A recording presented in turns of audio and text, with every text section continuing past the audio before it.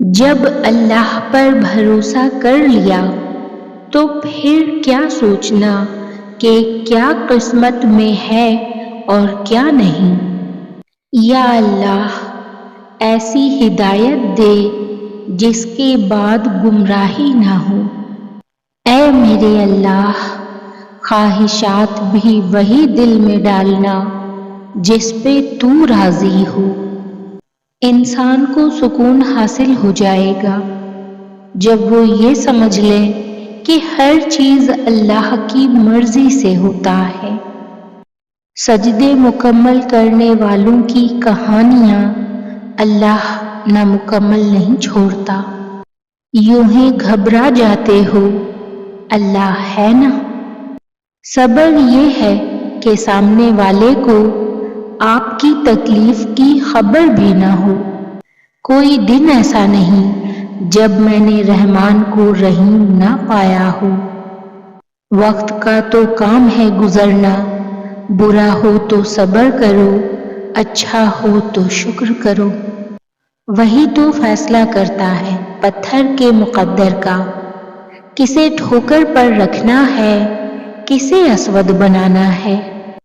بہترین فیصلہ چاہتے ہو تو سب کچھ اللہ پہ چھوڑ دو۔ جب اللہ راضی ہوتا ہے تو ہر چیز مل جاتی ہے۔ جب رب نوازتا ہے تو سارے خسارے خاک میں مل جاتے ہیں۔ دعا سبب ہے اور اللہ تعالی مسبب الاسباب ہے، اور اللہ پاک جسے چاہے اپنے عشق میں مبتلا کر کے سنوار دے۔ وہ معجزوں کا بادشاہ ہے، جب چاہے حالات بدل سکتا ہے۔ اللہ پاک فرماتا ہے مت ہو پریشان، میرے بند کیے ہوئے دروازوں پر میں خیر لانے سے پہلے مصیبتوں سے گزارتا ہوں۔ حضرت علی رضی اللہ تعالیٰ عنہ نے فرمایا جہاں سے لوگوں کی امیدیں ختم ہوتی ہیں وہاں سے اللہ کا نظام اور رحمت شروع ہوتا ہے۔ انسان کی دوستی جب اللہ سے ہوتی ہے تو وہ بے فکر اور سکون میں رہتا ہے۔ رات کے سناٹے میں رب کو پکارو تو ایسا لگتا ہے کہ رب صرف میرا ہے۔ اللہ نے سجدے میں بے چین دلوں کی شفا رکھی ہے۔ تیرے کن کے منتظر ہیں میرے سبھی معاملات۔ تم وہ کرتے ہو جو تم چاہتے ہو، اور ہوتا وہ ہے جو اللہ چاہتا ہے۔ تم وہ کرو جو اللہ چاہتا ہے، پھر ہوگا وہی جو تم چاہتے ہو۔ جب کوئی عمل اللہ کے لیے کریں یا اللہ کے لیے چھوڑیں تو خوشی سے کریں اور خوشی سے چھوڑیں۔ اللہ نہیں دیکھتا کہ تم کتنے عرصے بعد اس کی طرف لوٹے ہو، وہ بس تمہاری تڑپ اور تمہاری توبہ کو دیکھتا ہے۔